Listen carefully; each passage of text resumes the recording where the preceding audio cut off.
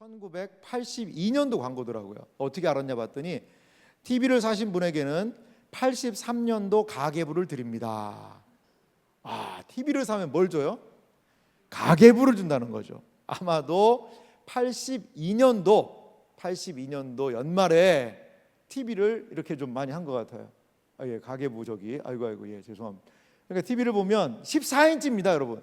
14인치 보급형 27만 9천 원, 염가형이 26만 6천 원. 보급형, 염가형 한 돈 만 원 정도밖에 차이가 안 났네요. 그리고 표준형, 고급형 제일 비싼 게 37만 6,400원. 이렇게 TV 광고를 금성사에서, 그러니까 LG가 아닙니다, 여러분. LG가 아니라 금성사라고 예전에 했는데 이제 뭐 럭키하고 이 금성사하고 합쳐가지고 이제 LG가 됐죠. 그래서 LG전자가 됐는데, 근데 이 광고가요 엄청나게 유명한 광고가 됐어요. 순간의 선택이 10년을 좌우합니다. 그러면서 이 순간 어떤 TV를, 우리 금성사 TV를 뭐 한 업체를 얘기해 죄송합니다만 우리 TV를 사면 적어도 10년은 끄떡없이 본다. 그래서 이 광고가요 상당히 유행했던 적이 있습니다. 여러분, 그래요. TV를, 가전제품을 구매할 때 기준, 그 기준은 뭐라는 거죠? 우리 금성사라는 거죠. 가전제품을 살 때는, 이 TV를 살 때는 우리 제품을 사는 것이 기준이고, 우리 제품을 사면 적어도 10년 보장합니다. 이렇게 이 광고가 많은 사람들의 선택을 종용하면서 선택의 기준을 제시해 줬다라는 거죠. 여러분, 우리는 이 땅을 살아갈 때요 많은 선택을 해야 되는 상황이 있어요. 어떻게 여러분 이 선택의 상황에서 무엇을 어떻게 결정할 수 있을까요? 이렇게 해야 될까? 저렇게 해야 될까? 나아가야 되나? 아니면 멈춰 서야 되나? 오른쪽인가? 왼쪽인가? 이것을 결정하는 여러분 기준은 뭐죠? 여러분, 이 선택의 순간 앞에서 여러분들이 선택을 결정하는, 결단을 내리는 기준이 뭐냐 이거죠. 사실 우리가 읽은 본문들이 보면 계속 재판 얘기가 있어요. 여러분들도 힘들겠지만요, 이걸 설교해야 되는 참 목사의 고충도 있습니다. 아니 그 말이 그 말 같고 이 재판이 이 재판 같고, 아니 재판을 좀 빨리 하면 좋은데 이 사도행전의 저자 누가는 이 재판권을요 상당히 길게 얘기를 해요. 재판이요 21장에 사도 바울이 예루살렘에 가거든요. 22장에 예루살렘에서 재판합니다. 23장에 가서 같이 연결되어 있고요. 24장에요 가이사라로 가서 거기서 재판합니다. 거기서 좀 끝내면 좋은데 이 벨릭스가요 안 끝내요. 그리고 또 그걸 넘겨가지고요 그 다음 후임 총독이 와서 그 재판을 또 합니다. 그리고요 25장까지 가고요, 재판이 어디 26장까지 가요. 여러분, 이제 여러분들은 재판의 도사가 될 거예요. 아마 사도행전에 등장하는 재판의 도사가 될 거예요. 무슨 재판을 이렇게 오래 한단 말인가? 원래 재판이 그런 거예요. 송사건이 그런 겁니다. 여러분, 근데 오늘 사도 바울이 매우 중요한 결정을 내립니다. 결론을 말씀드리자면요, 가이사에게 상소한다라는 거죠. 여기서 재판 끝내지 말고 내가 가이사에게 가겠다는 거거든요. 매우 중요한 결정을 오늘 내리게 됩니다. 저는 오늘 이 결정의 배경에 대해서 좀 한번 살펴보기를 원하고, 우리에게도 삶의 선택의 순간에 과연 무엇이 결정의 기준이 되어야 될까?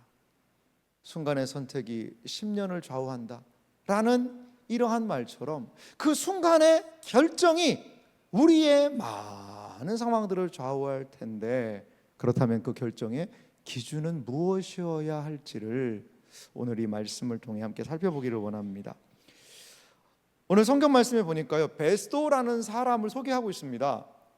사도행전 25장 1절 말씀을 좀 보니까요, 베스도가 부임한 지 3일 후에, 자 베스도 앞에 로마에서 파견한 가이사랴의 총독은 누구냐? 벨릭스였죠.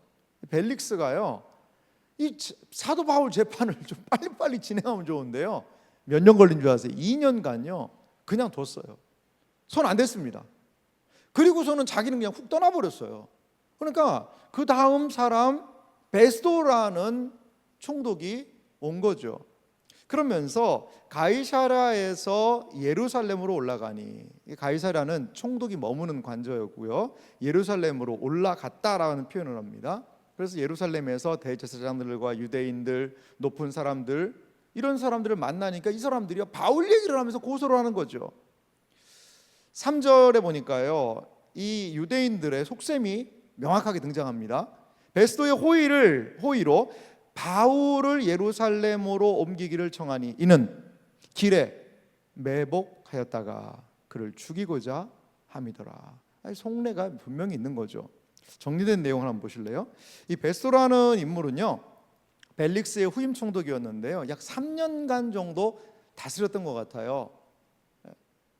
그래서 그 근동 지역을, 유대와 팔레스타인 그 지역을 한 3년간 다스렸던 것 같습니다. 근데 베스도는 그래도요, 벨릭스보다는 좀 나았던 것 같아요. 벨릭스는 상당히 이게 노예 출신이거든요. 벨릭스가 노예 출신이고, 그 형님 때문에 여러 가지 문제 일으켰는데도 좀 살아남은, 그러니까 문제를 많이 벨릭스는 일으키고 다녔는데요, 그런데 그래도 그 형이 좀 뒤를 좀 많이 봐줘서 이 벨릭스가 버텼던 거죠. 근데 베스도는요, 상당히 좀 유순한 사람이었던 것 같아요. 그래서 비교적 유대인들에게 좋은 평가를 받았다고 그래요. 그런데 유대인들은요, 베스도에게 2년간 진척이 없이 미결 사건으로 남아있는 바울 문제를 어디서 처리하자는 거죠? 예루살렘에서 처리하자는 거죠. 속내는 뭐죠? 오는 길에서 죽이겠다는 거죠. 자객들을 동원해서 이런 작전을 세운 겁니다. 그런데요, 베스도가 이것을 간파했는지 그건 잘 몰라요. 성경은 침묵합니다. 근데 베스도는 그렇게 할 필요가 없다는 거죠. 너희들이 무엇인가를 하려면 거기 가이사랴로 니들이 올라오라는 거예요. 그래서 거기에서 가이사랴에서 재판, 송사를 이어가야 한다라는 겁니다. 여러분, 누가 재판을 하느냐에 따라 참 중요하지 않습니까?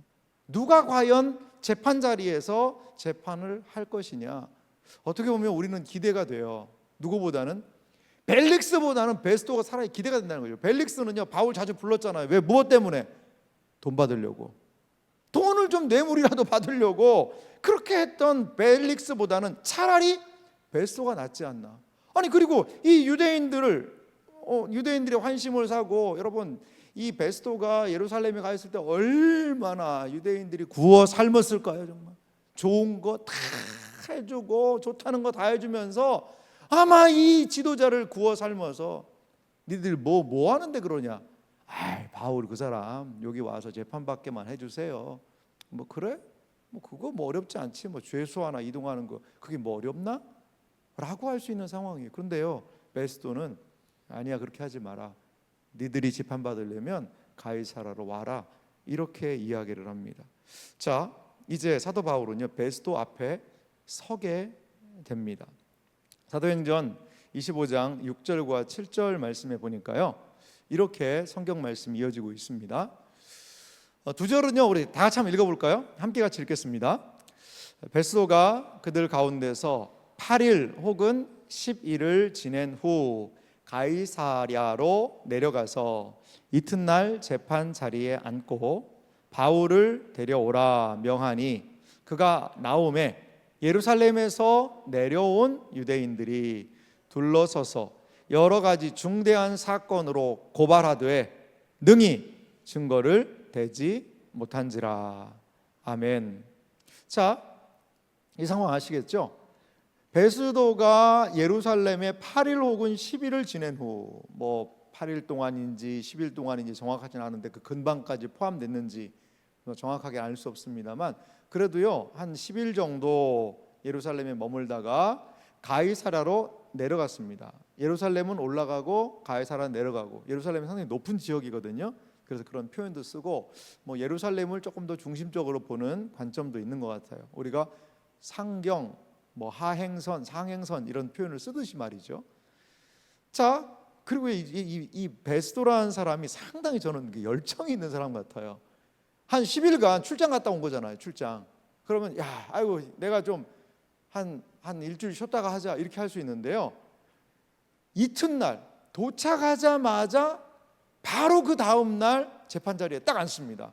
그리고 바울 데려와라 명을 하고요, 예루살렘에서 나온 유대인들이요, 그러자 그 재판 자리에서 바울을 둘러서서 여러 가지로 이것 잘못했다, 저것 잘못했다, 이게 문제다, 저게 문제다 하면서요, 재판이 시작된 거죠. 고발이 시작된 겁니다. 고발을 하기 시작합니다. 하지만 한마디 다 얘기하고 있죠. 능히 증거를 대지 못했다라는 거죠. 자, 정리된 내용을 보면은요, 이 베스도가 가이사라에서 바울 재판을 했는데요, 유대인들은 여러 가지 중대한 사건, 엄청난 일입니다라고 이야기를 하는데요, 그래요, 문제는 제기를 해요. 그런데 뭐가 없어요? 증거가 없는 거예요. 아니, 의혹은 제기를 해요. 그러면 그거에 대한 증거가 뭐냐? 증거를 제시를 못하는 거죠. 이런 측면에서 보면 그래도 참 이 베스도라는 사람이 증거주의적인 원칙을 가지고 이 재판을 하고 있구나. 증거를 가지고 지금 뭔가를 하겠다는 거죠. 어떤 뭐 분위기나 감정이나 이게 아닙니다. 재판은 무엇에 의해서요? 정확한 팩트에 의해서 진행이 되어야 된다는 거죠.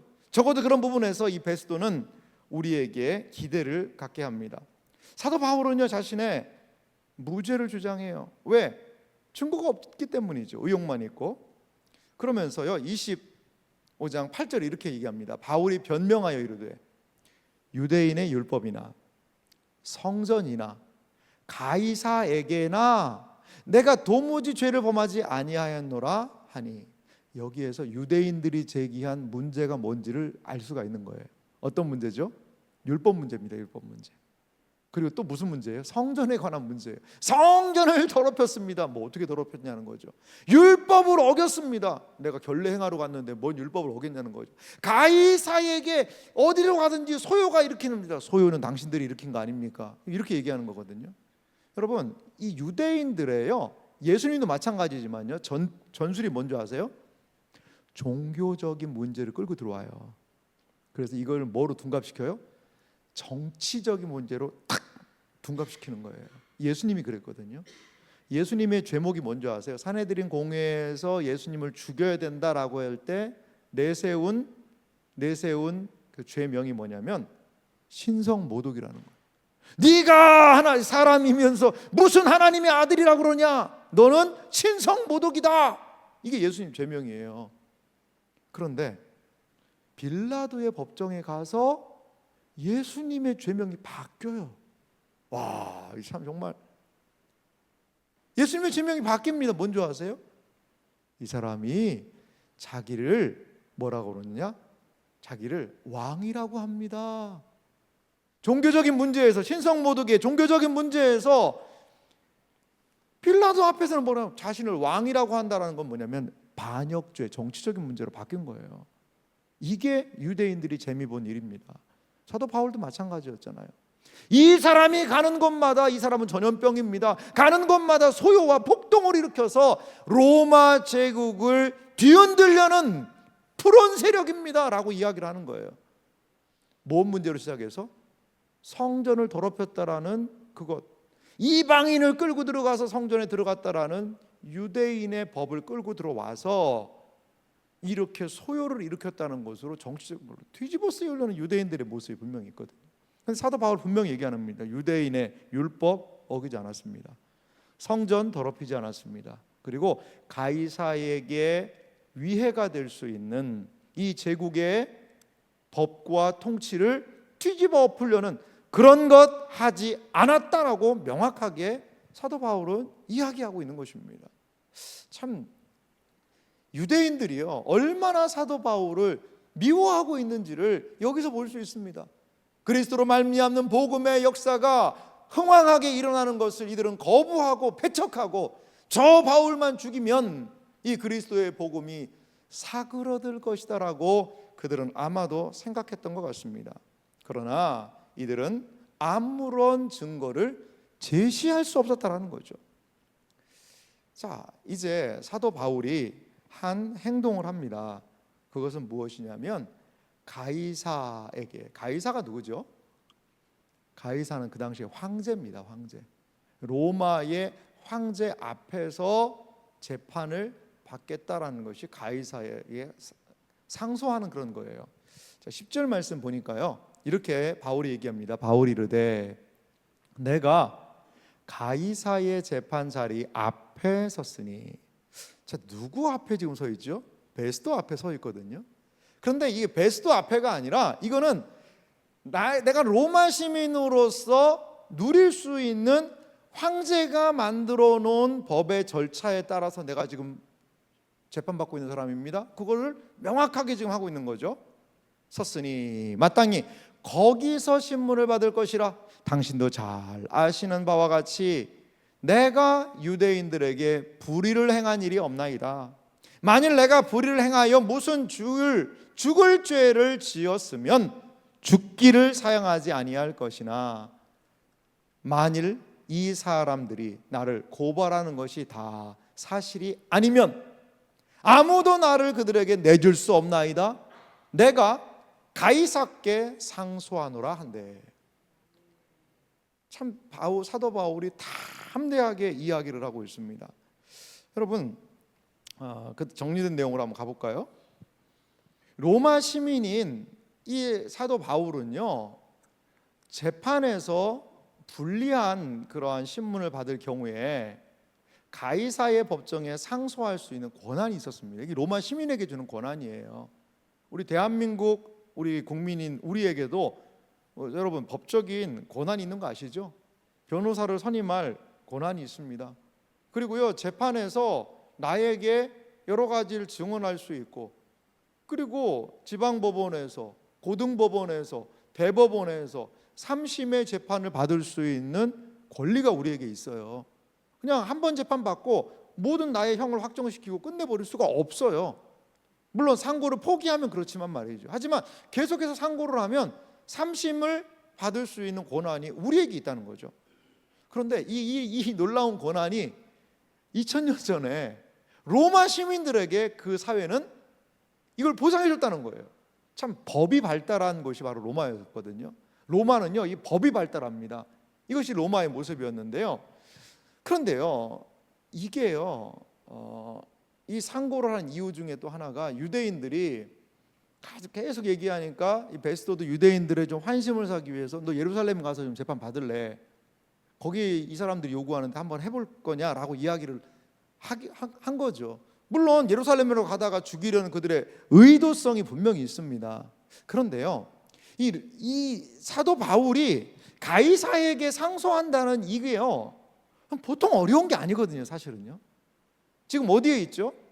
예루살렘에서 뭐 한 90km 정도 떨어져 있는 가이사랴에 와 있어요. 거기에 와 있는데 이 가이사의 법정으로 가려면요, 어디까지 이동을 해야 돼요? 로마까지 가야 됩니다. 로마까지. 지금 있는 곳에서 로마까지 가야 돼요. 27장에 그 장면이 나오는데요. 사도 바울 가다가 어떻게 됐어요? 276명 다 죽을 뻔했습니다. 정말 죽을 뻔했어요. 배 타고 이동하다가 완전히 무슨 뭐 재판은 고사하고 바다에서 물고기 밥 될 뻔했어요. 그런 어려움이 있습니다. 로마까지 가려면요, 이동을 해야 되는 어려움이 있어요. 그리고요, 지난 2년간 지지부진했던 문제가요, 이 로마 가면 당장 해결됩니까? 로마에 가서 당장 이것이 해결된다라는 보장이 있어요, 없어요? 없어요. 없습니다. 제가 어떤 분하고 이야기를 나눴는데요, 이 송사건에 휘말린 거예요. 송사건에. 여러분, 이 재판을 받고 출석을 해서 뭔가 계속해서 증언을 하고 재판을 받고 하는 일이요, 엄청나게 심리적으로도 그렇고요, 힘든 일이라고 그래요. 힘든 일이라고 그래요. 너무 그게 힘들고 어려운 과정이라고 그래요. 그래서 뭐 교회가 이런 송사에 좀 휘말렸었는데, 그 교회가 이 판결이 너무 불합리한 거예요. 이거 너무 불합리한 거거든요. 그런데 하도 그게 지치니까 그냥 그렇게 하라고. 왜? 너무 힘든 거예요. 이게 너무 힘든 거죠. 지금 사도 바울은 어떤 신분이죠? 형이 확정된 게 아닙니다. 미결수입니다. 미결수. 제가 이제 서울에서 사역할 때 교도소 사역을 좀 했었거든요. 교도소, 지금 이슈가 되고 있는 서울구치소, 우리는 그냥 거기를 안양교도소라고 하는데요, 거기 안양교도소에 제가 자주 들락날락했습니다. 뭐 이상하게 보지 마세요. 이상하게 뭐 제가 뭐 죄져가지고 들락날락한 건 아니고, 이제 거기에 있는 미결수들이 있어요. 미결수. 아직 형이 확정되지 않은 분들이에요. 근데 혐의가 인정되기 때문에 거기에서 구속해서 지금 재판과 여러 가지가 진행되는 미결수 분들이 계시더라고요. 미결수. 그분들을 향해서 제가 집회도 하고요, 말씀도 전하고요. 그 중에 한 12분 정도를 따로 모아서 성경 공부도 가르치고 했던 그런 사역을 한 적이 있어요. 사역을 한 적이 있습니다. 근데요, 여러분, 사도 바울이 뭐 아직 형이 확정되지 않은 미결수라고 그래서 막 룰루랄라 그냥 놀러 다니고 그냥 편안하게 쉬어 있고 그러지 않아요. 어떤 혐의가 의심되는 사람에 대해서는 그 서울 구치소의 미결수들도요, 기결수랑 똑같아요. 어떻게 보면. 그러니까 지금 사도 바울의 입장에서는요, 빨리 이 재판이 끝나야 돼요. 빨리 이 재판이 끝나야, 아니 에베소에 가서도 복음을 전하고, 그리고 지금 사도 바울이 세우는 교회들이 얼마나 많아요. 그 교회들에 복음 전하고 말씀 전하고 설교하고 말씀 가르쳐야 되는 상황인데, 근데 2년간 지금 미결수로 여기에 잡혀 있는 게 사도 바울에게 쉬운 상황은 아니거든요. 빨리 이 재판 끝내고 어떻게 해야 돼요? 복음 사명 감당해야지요. 그 복음의 열정이 여기서 활활 타오르고 있는데요. 그러니까요, 이 재판 예루살렘으로 가든 어디로 가든 빨리 끝내는 것이 사도 바울 입장에서 더 나을 수도 있어요. 지금 사도 바울은 예루살렘에 가다 뭐 자객들이 죽이려고 한다, 뭐 예상은 할 수 있겠지만 그거 잘 모르잖아요. 그런데 거기에서 재판이 끝날 수 있다면 빨리 끝나는 게 나을 수도 있습니다. 또 하나, 가이사의 법정에 상소를 했는데요, 그 가이사의 법정에 누가 있는지 아세요, 여러분? 네로가 기다리는 거예요. 네로가.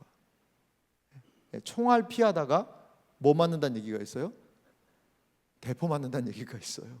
지금 그래도 베스도는요 신사적이에요. 가이사에게 잘못 상소했는데 누구 앞에서 재판받아야 돼요? 네로. 너 뭔 문제냐? 기독교인. 뭐 너 기독교인이야? 묻지도 따지지도 말고 죽여라. 이럴 수도 있단 말이에요. 나중에 사도 바울이 로마에서 순교합니다. 그때 황제가 누구였을까요? 네로예요. 네로. 그런데 그 네로에게 상소를 한다고요? 너무 불확실해요. 리스크가 커요. 이런 상황에 사도 바울은 놓여 있습니다. 여러분, 사도 바울이 로마의 가이사 법정에 상소한 이유, 이런 여러 가지 어려움, 거리적인 어려움, 가는 어려움, 그리고 지금 빨리 재판이 끝나야 되는 어려움, 불확실함 속에서도 왜 그는 로마를 향하여 가이사 앞에 서겠다라고 상소한 이유가 뭐죠, 과연? 왜, 무엇 때문에 이러한 결정을 내리게 되었죠? 순간의 선택이 사도 바울의 삶을 결정할 수 있어요. 지금 빨리 어떤 수를 써서라도 이 재판을 종결하고 복음을 전하는 자유로운 몸이 될 수 있는 상황을 추구하는 게 낫지 않았을까요? 그런데 그 끝을 알 수 없는 이 재판에 사도 바울이 뛰어든 이유는 과연 무엇이었을까요? 저는 제가 오늘 새벽에 사도행전 1장에서부터요 28장을 한번 쫙 넘기면서 정독은 안 했는데 그 내용들을 쭉 한번 연결을 해봤어요. 연결을 해보니까 그 부분마다 중심이 되는 그러한 의미 구절이 있더라고요. 우리가 살펴보고 있는 사도행전 21장, 사도 바울이 예루살렘으로 이제 밀레도 에베소에서부터 쭉 거쳐와서 예루살렘으로 들어와서, 그리고 예루살렘으로 들어와서 재판받고 26장, 그리고 가이사에게 상소해서 27장 배 타고 로마로 가고 로마에서 복음 담대히 전하는 것으로 마치게 되는데, 그 여정 21장에서부터 28장을 아우르는 가장 핵심적인 단어가 저는 이 구절이라고 생각이 들어요. 몇 절이냐면요, 바로 사도행전 23장 11절이에요. 내용 보실까요? 사도행전 23장 11절은 이렇게 말씀합니다. 다 같이 한번 읽어볼까요? 함께 읽습니다. 그날 밤에 주께서 바울 곁에 서서 이르시되 담대하라, 내가 예루살렘에서 나의 일을 증언한 것 같이 로마에서도 증언하여야 하리라 하시니라. 아멘. 여러분, 이 말씀이요 21장에서부터 28장 전체를 관통하는 말씀이에요. 이 말씀이 키 말씀이에요. 키. 자, 이 말씀에 대해서 제가 이렇게 한번 좀 긴 설명을 붙여봤는데 한번 보실래요? 봅시다. 사도행전 21장에서부터 26장은 재판이 등장을 하고 있어요. 재판. 그런데 사도 바울의 재판 장소가 두 군데입니다. 두 군데. 첫 번째는 어디죠? 예루살렘입니다. 예루살렘. 21장에서부터 23장. 예루살렘에서 잡히고 공회에서 재판을 받아요. 예루살렘에서. 그리고 23장 마지막 부분에 가이사라로 이동을 하게 되는 거죠. 그리고 가이사라에서 24장에서부터 26장 계속해서 멜릭스와 베스도에 의한 총독에 의한 재판을 받습니다. 그리고 27장에서부터 28장은 로마로 사도 바울이 이동해서 재판받는 장면은 안 나옵니다만 가택 연금 상태에 놓여 있는 사도 바울 이야기로 사도행전이 끝나게 돼요. 그러니까 21장에서부터 28장을 이끄는 중요한 말씀이 뭐냐? 바로 11절이라 23장 11절이라는 거죠. 두 군데를 얘기하고 있죠. 내가 예루살렘에서 나의 일을 증언한 것 같이 로마에서도 증언하여야 하리라. 그러니까 사도 바울이 예루살렘으로 간 이유가 뭐죠? 하나님의 말씀 때문에 간 거라는 거죠.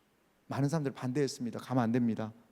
거기 지금 선생님 가면 잡힙니다. 죽습니다. 안 됩니다. 그런데 성령께서 나를 그곳으로 인도하신다. 내가 거기서 환난과 핍박과 죽음이 있는 거 안다. 그런데 나는 거기를 가야 된다. 성령께서 나에게 그곳으로 가라고 말씀하신다. 거기에서 예루살렘에서 재판을 받았습니다. 예루살렘에서 많은 사람들을 만났습니다. 그리고 거기에서 잡혔습니다. 그런데 주님이 말씀하시는 거예요. 바울아, 담대하라. 담대하라. 내가 예루살렘에서 나의 일을 증언한 것 같이 로마에서도 증언하여야 하리라. 할렐루야. 할렐루야. 주님은 계획이 계셨어요. 지지부진해 보이는 이 재판, 왜 이런 상황이 계속되나? 그런데 주님은 벨릭스에게, 베스도에게, 그리고 아그리빠 왕에게, 많은 사람들에게 하나님의 말씀을 전하고 그 지도자들에게 복음을 증거하고 어디까지? 로마까지 가서 주의 복음을 증거하도록 하기 위한 목적이 바울에게 있었다는 거죠. 바울의 선택의 기준은 무엇입니까? 여러분 보세요. 사도 바울이 어려움에도 불구하고 로마의 송사를 선택한 결정적인 이유는 무엇입니까? 바로 하나님의 말씀이었다는 거죠. 말씀이었다는 거예요. 로마에서의 증언을 기억하고 사도 바울은 지금 움직이고 있는 것이라는 겁니다. 그렇습니다. 사도 바울은 선택과 결정의 시간에 오직 하나님의 말씀으로 움직이고 있는 것을 우리는 볼 수 있어요. 이 순간의 선택이 그에게 있어서 이 로마로 가이사에게 상소하는 것이 나에게 불리하고 시간적인 부분에서 여러 가지 불확실한 부분에서 이것이 나에게 과연 이득이 될 것인가? 이것이 과연 내가 생각하는 내 경험상 이것이 맞는 길인가? 그걸 생각했다면요, 가이사에게 상소 포기했을 겁니다. 왜? 빨리 재판 끝나는 게 우선순위 아니었을까요? 그런데 바울의 마음에는 2년 전에 주님께서 들려주셨던 그 말씀, 2년 전에 명확하고도 분명하게 사도 바울에게 주신 이 말씀을 붙들고 결정과 선택의 시간에 이 말씀의 기준을 삼아 행동하고 있는 것을 우리는 볼 수 있습니다. 사랑하는 성도 여러분, 우리의 선택의 기준은 무엇입니까? 우리의 결정의 순간에서 과연 우리가 무엇을 의지하여 결정해야 할까요? 지금까지 내가 해왔던 경험, 그리고 이것이 나에게 손해가 될 것인가 이익이 될 것인가에 수지타산을 따지는 것, 그리고 또한 이것을 내가 결정했을 때 앞으로 내가 행복할 수 있을까? 편안할 수 있을까? 물론 그런 부분 저는 중요하다고 봐요. 그걸 모든 것들을 도외시할 수는 없지요. 하지만 우리는 그리스도인입니다. 그렇다면 오늘 베스토 앞에 선 사도 바울의 심정을 조금이라도 한번 생각해 봤으면 좋겠어요. 베스토 앞에서 그가 그 험한 길 로마에 그 네로 황제 앞에서 재판받겠다라고 상소하는 그 바울의 심정, 무엇 때문에? 주님의 말씀 때문에. 주님의 말씀이 사도 바울 안에 차오르는 거죠. 사도 바울 안에 그 사람들을 맡기면 그들에게 복음을 전하고, 그리고 주님께서 인도하실 것을 기억하며, 그래 맞아, 나는 로마를 가야 해. 이것이 주님의 뜻일 거야. 어떻게 로마를 갈 수가 있을까? 어떻게 상황이 로마로 나를 인도할까? 모르죠. 몰랐을 거예요. 당장 나 로마로 보내주시오. 무슨 재판도한 미결수가 그런 이야기를 하나, 그렇게 요구할 권한이 없습니다. 그런데 이 상황이, 재판의 상황이 상소를 할 수밖에 없는 상황으로 변화되었고, 그리고 사도 바울은 이게 주님의 뜻일 수 있겠구나. 그렇다면 나의 유익과 나의 편의와 나의 안전을 내려놓겠다. 그리고 주님이 말씀하시는 그 길로 가겠다. 이것이 바로 사도 바울의 선택에 있어서 가장 중요한 결정인 것 같아요. 사랑하는 이 자리에 계신 여러분, 우리 많은 것들을 결정하고 선택하고 있어요. 여러분 어떻게 선택하세요? 선택의 기준은 무엇입니까? 오늘 사도 바울이 우리에게 주었던 이 도전의 말씀을 좀 마음에 깊이 생각하고, 우리의 결정의 가장 중요한 핵심에 오직 주의 말씀, 하나님의 뜻, 하나님의 은혜가 꼭 머무시기를 간절히 소망합니다. 저는 금요생명 기도회를 기대하는 것 중에 하나가 그거예요. 참 저도 이제 선택의 순간에 잘 모르겠는 것들이 많더라고요. 어떻게 해야 되죠, 주님? 어떻게 해야 되죠? 그래서 잘 모르겠으면요, 좀 그냥 기도를 좀 하고, 저 개인적으로는 금식 기도를 좀 합니다. 금식. 한 주간 아침 굶으면서 좀 새벽에 좀 더 집중해서, 음식을 좀 덜 먹으면 좀 집중도가 높아지잖아요. 그러니까 그러면서 더 생각할 수 있는 것들은 생각하고 하나님께 좀 구합니다. 하나님 어떻게 하면 될까요? 근데 잘 모르겠어요. 근데 금식이 끝나고 그 결정의 순간에 섰을 때 하나님이 기가 막힌 아이디어를 주시기도 하고요. 그러면서 온 길을 이렇게 돌아보면, 야, 진짜 이거는 하나님이 인도하신 거네 라고 고백할 수밖에 없는 것 같아요. 사랑하는 성도 여러분, 하나님의 부르심, 하나님 앞에서 한 결정들에는 결코 후회함이 없어요.